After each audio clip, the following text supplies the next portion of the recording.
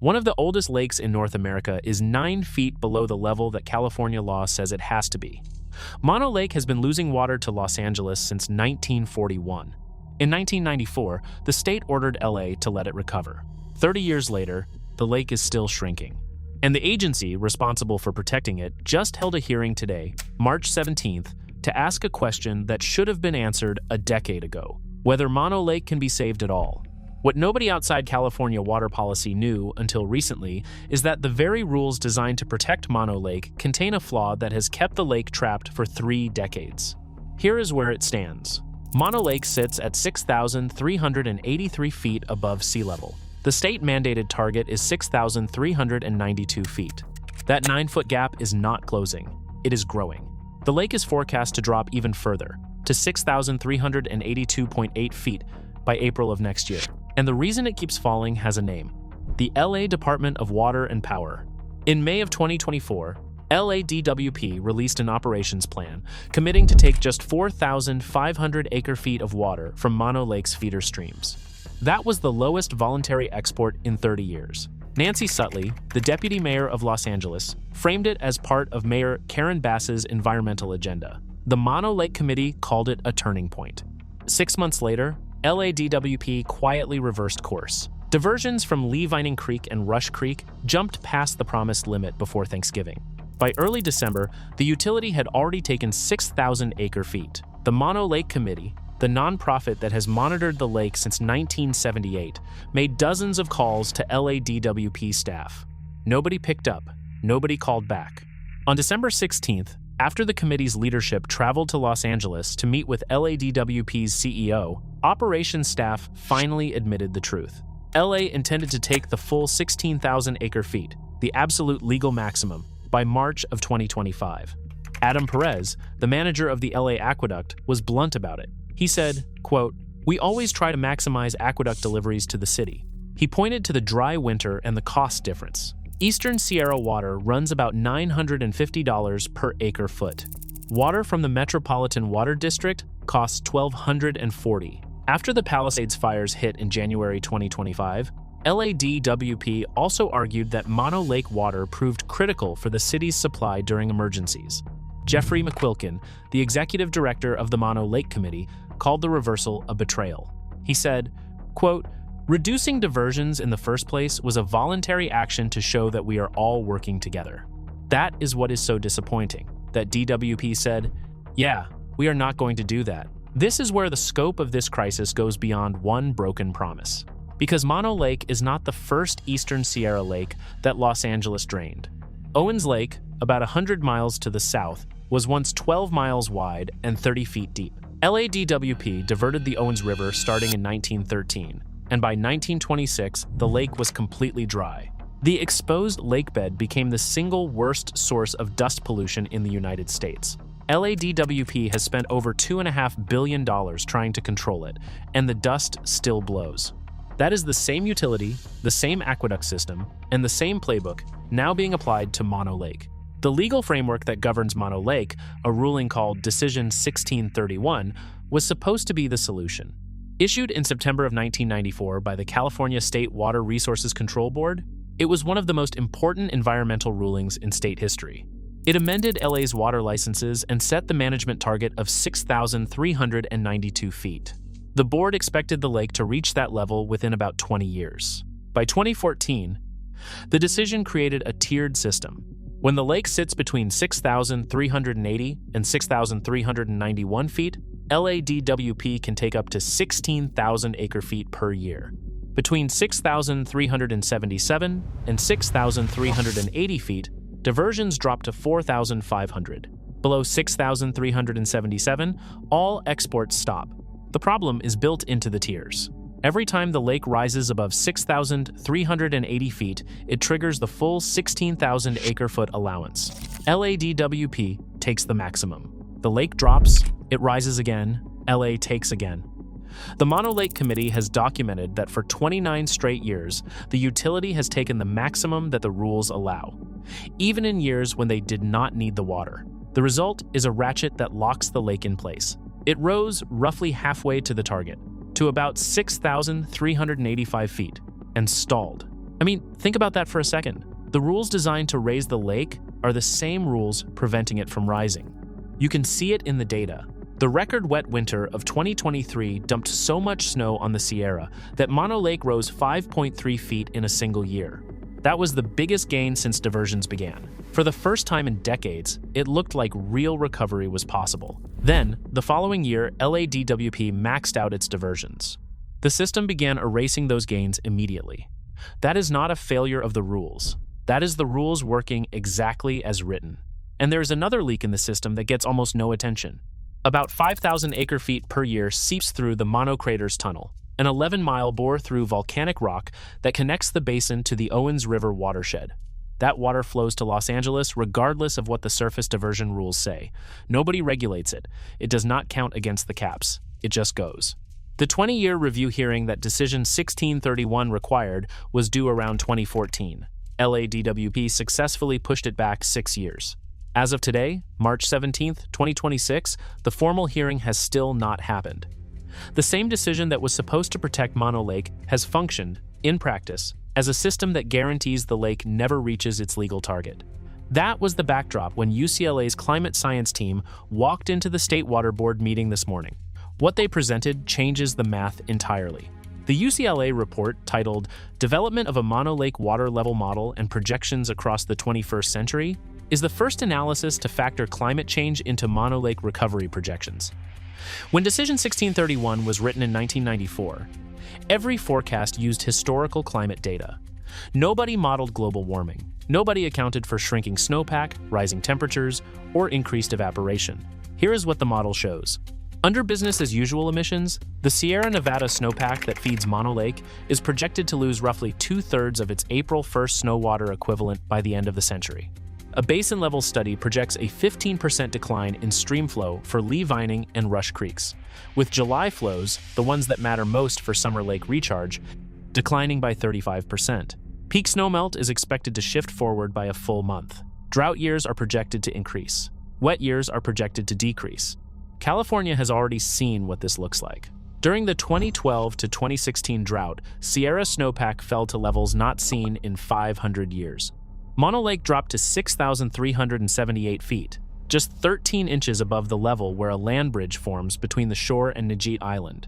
If that bridge connects, coyotes walk straight to the nesting colonies. The 2020 to 2022 drought nearly triggered the same thing. Martha Davis, a Mono Lake Committee board member, put it bluntly, quote, "We are managing our ecosystems at the bottom. If the lake had been at 6,392 at the start of the drought, there would be room for it to drop. There is no room now. The worst-case scenario in the UCLA model is this. Even if all diversions to Los Angeles stopped completely, climate change alone could increase evaporation and reduce inflows enough that Mono Lake never reaches 6,392 feet. That is the number that the Water Board is now sitting with. The possibility that the target it set 31 years ago may be physically unreachable. If you are finding this useful, subscribe. We cover water crises, drought, and earth science events like this with the full picture you need to actually follow what is going on. Now, the discussion about water levels and legal frameworks can start to feel abstract. It is not abstract for the species that depend on Mono Lake to survive. Mono Lake is at least 760,000 years old. Nothing else like it exists in North America. Its food web is built on just 3 species: microscopic algae, brine shrimp, found nowhere else on Earth, a species called Artemia, monica, and alkali flies. That chain feeds up to 2 million migratory birds every year. Mono Lake is a designated site in the Western Hemisphere Shorebird Reserve Network. Wilson's phalaropes, eared grebes, and California gulls depend on it as a critical stopover and breeding ground. In 2024, that chain broke. Point Blue Conservation Science documented a near-total breeding failure among California gulls at Mono Lake. 324 chicks survived from 10,129 nests. That is a rate of 0.032 chicks per nest. The long-term average is 0.83. For comparison, 11,000 chicks survived the year before. Ryan Burnett of Point Blue called it a near-complete breeding failure. The number of returning adults, 20,258, was itself an all-time low. The long-term average is over 42,000. Mono Lake once hosted the second-largest California gull colony in North America, producing roughly 90% of the species' California population. That colony is collapsing in real time, and the mechanism is salinity. Before diversions began, Negat Island sat a quarter-mile offshore in the middle of Mono Lake. That gap protected nesting gulls from every land predator on the mainland. When the lake dropped, the gap shrank. During low water years, the island becomes a peninsula. Coyotes walk right across. The gulls that nested on Negat for thousands of years have abandoned it entirely. They moved to smaller islets that offer less protection and less space. The lake's salt concentration sits at about 81 grams per liter. The target, corresponding to the 6,392-foot level, is 68 grams per liter. Before LA started diverting in 1941, it was 50. Higher salinity forces brine shrimp to spend more energy regulating their body chemistry, which cuts reproduction and growth. Fewer shrimp means less food, and less food means gull chicks starve. There is a deeper mechanism at work too. When the lake gets too salty, the water column splits into layers. A dense, saltier layer sits on the bottom. A lighter layer sits on top. They stop mixing. Nutrients get trapped below, and the algae at the surface starve. Since algae feed the brine shrimp, and brine shrimp feed everything else, the entire food web starts failing from the bottom up. Scientists call this meromixis. It has been recurring at Mono Lake for years. In 2014 and 2015, the decline triggered starvation events among eared grebes, with an estimated 300,000 dying each year. And the lake itself is now the largest source of human-caused dust pollution in the United States, larger than Owens Lake, where LADWP has spent over $2.5 billion on cleanup. Water diversions exposed more than 18,000 acres of lakebed. Dust storms from that exposed ground have hit particulate matter levels above 1,000 micrograms per cubic meter, more than 6 times the federal standard. The Great Basin Air Pollution Control District has concluded that no engineered fix will work. The only solution is raising the lake level to cover the lakebed again. The Tufa Towers along Mono Lake's shoreline tell the same story from a different angle. These pale, craggy limestone spires formed entirely underwater, built over centuries where calcium-rich freshwater springs met the lake's alkaline water. Some stand more than 30 feet tall. They rank among the most photographed geological formations in California. The only reason they are visible today is because the lake dropped 45 feet. Once exposed, tufa stops growing and begins to erode. The towers that draw visitors from around the world are artifacts of how much water Mono Lake has lost. So the birds are failing, the dust is rising, and the lake's most iconic features are monuments to its own decline. 2 million migratory birds still depend on what remains of the food web below the surface. Which brings us back to the 9-foot gap, and to the people for whom this lake is not a policy problem. It is home. The Kutsaduka'a are the indigenous people of Mono Lake. Their name means eaters of the brine fly pupae. The word mono itself comes from the Yokuts word for fly people. They have lived in the Mono Lake Basin since before recorded history, harvesting alkali fly pupae in summer, moth larvae from the pine forests, and pinyon nuts in fall. Today, the tribe numbers roughly 80 to 90 citizens, down from about 4,000. They still lack federal recognition, despite efforts going back more than a century.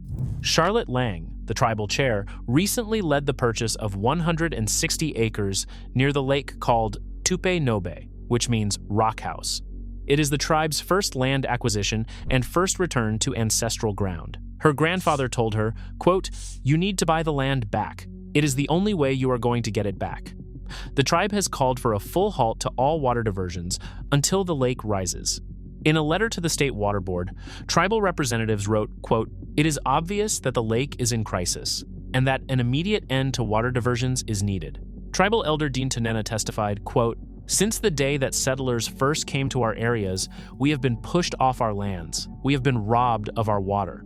The Lahontan Regional Water Board is now preparing to designate tribal beneficial uses for Mono Lake, which would be the first such designation for any water body in California.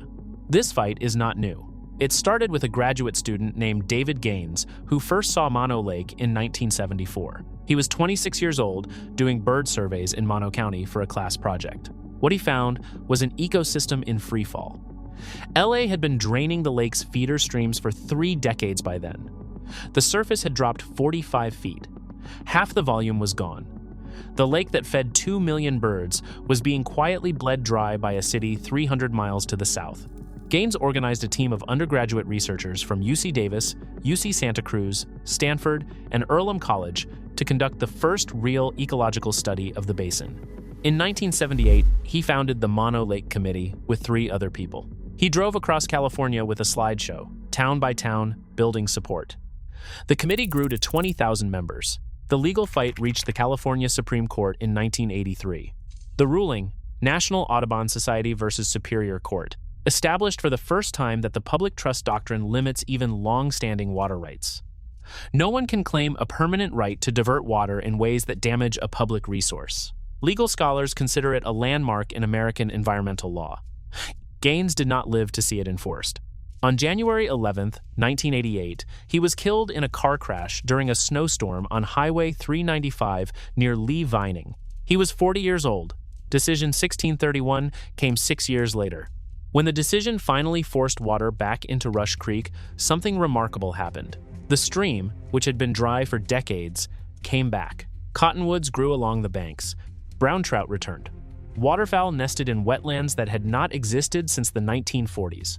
Rush Creek proved that Mono Lake's ecosystem can recover if LA lets the water flow. That is what makes the current failure so difficult to accept. The science is not uncertain.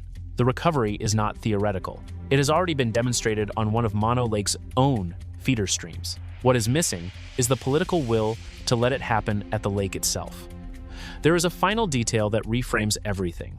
In October of 2025, the LADWP Board of Commissioners approved a major expansion of the Donald C. Tillman Water Reclamation Plant in the San Fernando Valley. The plant will nearly double its output of recycled water from 25 to 45 million gallons per day. Commission President Richard Katz said it plainly, quote, "We will not need Mono Lake water to meet the supplies in LA. Mono Lake provides roughly 1 to 3% of Los Angeles's water. It serves about 200,000 residents.